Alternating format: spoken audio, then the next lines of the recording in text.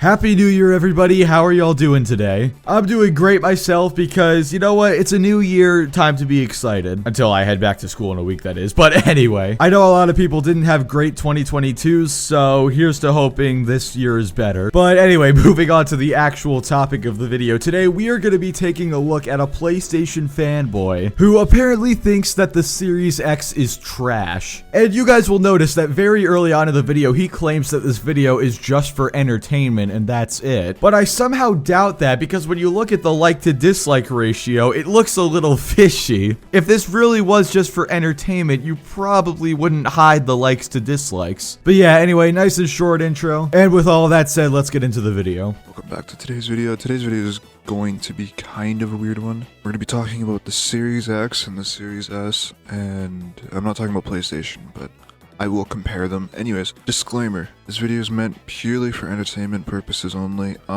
Yes, you could argue that I'm hating on Xbox, which I am. Well, you know what? Props for honesty. At least he admitted that he was just flat out hating on Xbox. So you know what? Props for that. But like I just said, yeah, I doubt this video was just made for entertainment purposes. Something tells me this video was not just made for entertainment purposes. Something tells me you were trying to use that as a shield just in case you got backlash for your video, which obviously you did if you turned off likes to dislikes. But honestly, I really just hate when people do this. Man up! Don't be afraid to share your opinions. But yeah, seriously, don't be afraid to share your opinions. If this is honestly how you feel, then don't hide behind, oh, it's just for entertainment. I've had some bad takes before, but I haven't covered it up by saying, oh, it was just entertainment. Stay true to your opinion, and if you get backlash for it, then so be it. At the end of the day, I don't think any of my videos have significantly altered the lives of anybody I've criticized. Well, let's go ahead and hear how he's gonna hate on Xbox. My opinion is the Series X and the Series X, or S, sorry, did they honestly purposely make the Series X to look like a mini fridge? And the same with the fucking Series S. It looks like a speaker. It looks like something you'd throw into your car as like an amp or something. Or a subwoofer. Like, it looks so odd. And, you know, you could argue with the PlayStation 5 that it looks like a Wi-Fi router. But at least it actually has some design fucking cues.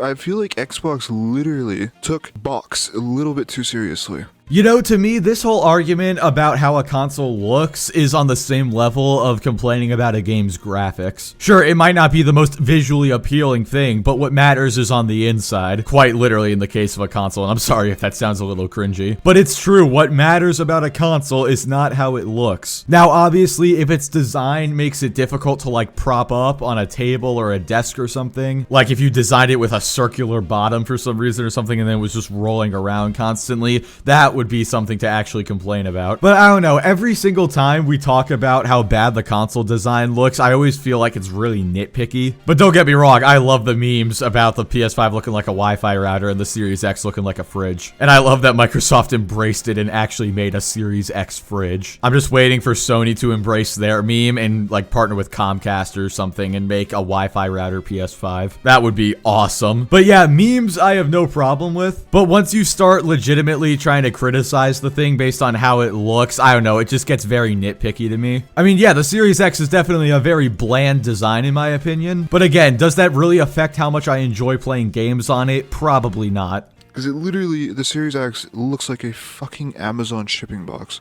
You don't even need a box when you buy the fucker online. Seriously, just tape it up, put a fucking return at, or your ship, you know, the normal shipping stuff, I don't know, and throw it to your door or something like that. I just don't understand. Same with the fucking Xbox, the controller. It's the same as the One. 7 years we've had the same fucking controller. But at least add some more fucking features. Don't just like, really, it took you guys 3 fucking years to make a console that literally is just an extension of the Xbox One? I've seen a few people complain about the controller being the exact same, but I don't know why in all honesty. Maybe they just didn't like the Xbox One controller, but I think the general consensus is that the Xbox One controller is awesome. It was one of the few good things about that console. So it just goes back to the whole if it ain't broke, don't fix it thing. And also they did change it a little bit. I'm pretty sure they changed the material it was made out of, or they changed the texturing, something like that. And they also added a media capture button directly onto the controller. That was something the PlayStation had that the Xbox didn't. And I remember it was really annoying that whenever I wanted to record stuff, I always had to like manually go in to do stuff myself. And obviously now I'm not on Xbox anymore, but it's nice for those who want to be able to record stuff easily. Having an extra button on their they're specifically dedicated to capturing is definitely an improvement. But besides that, I don't really know how much they could have actually improved it. The only other thing I can think of that they would be able to do to really improve it by a lot would be if they took the Elite controller's paddles and just put those on the regular controller. But yeah, let's be real, they're not going to do that. It's not even next gen, fam. Like, yes, it has good ass fucking specs, but like, I'd rather have a fucking console that actually has some time put into it. The UI is the exact same as the Xbox One, which that's bullshit. I just think it's so stupid. They're so it's so lazy, in my opinion. And I can understand why you'd want to, because it's easy to use. I understand that. Same with the controller, but the controller is ass. I don't fucking like the Xbox One controller that much. Well, bud, we're all entitled to our opinions, but unfortunately yours is wrong.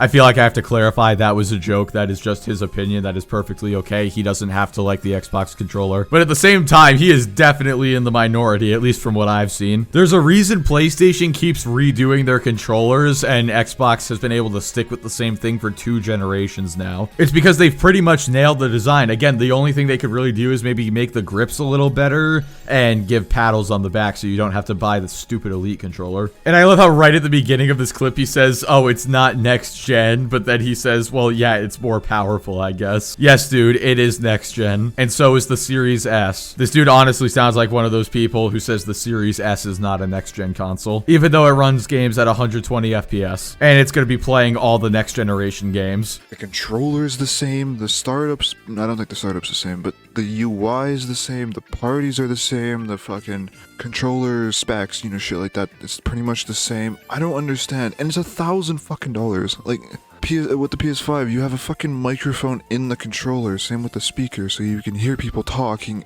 through your fucking controller. Like, that's just so cool.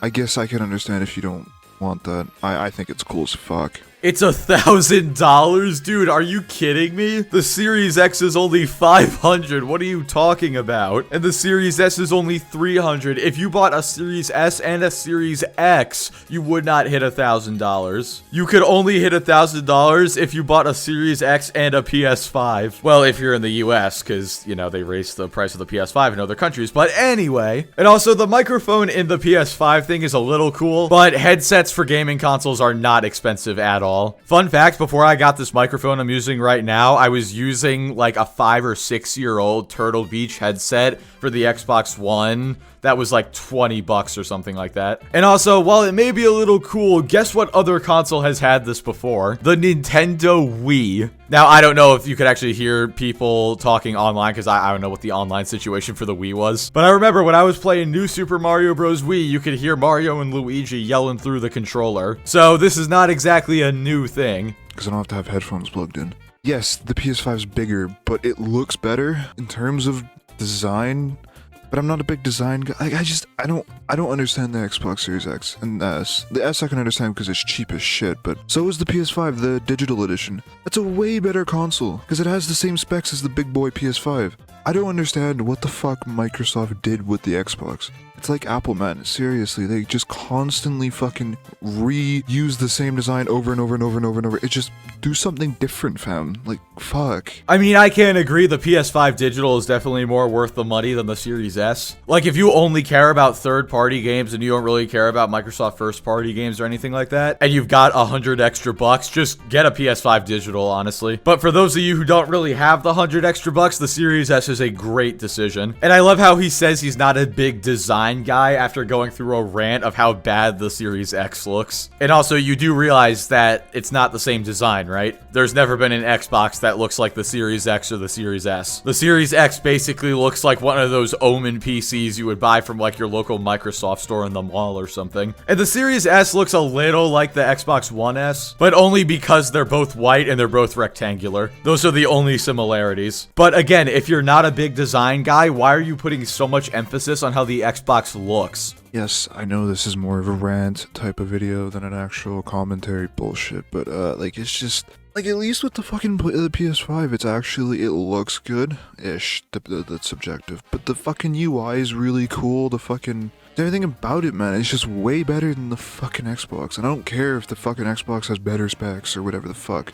Honestly, they're so even in terms of specs. One has better this, one has better that. Like, they're just very even, but the controller has a, you know, a touchpad, which that's been on the PS4, but I've never actually owned one, so that's kind of new to me. I don't know. If you like this video, fucking, like, I don't know, subscribe, dislike it.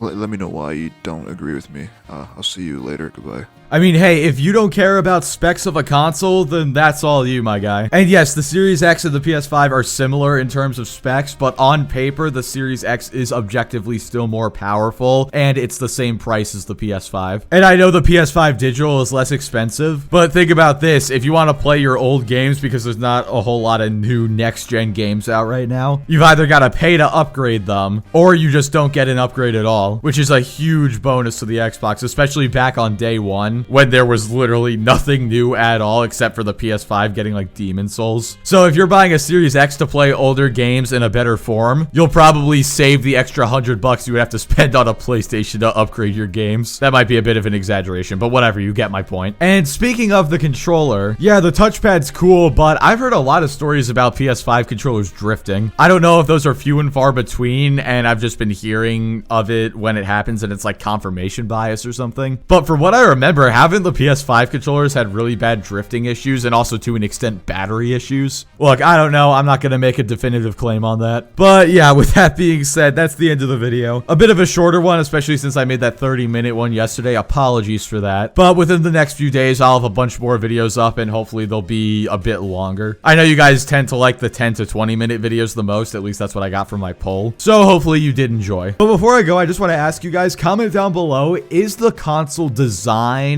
something that actually affects your purchasing decision? For me, that's a hard no, but who knows? I could be in the minority on that one. Let me know. But yeah, with that being said, thank you all so much for watching. Like the video if you liked it, dislike it if you didn't like it, subscribe if you want to see more, and I will catch you all next time.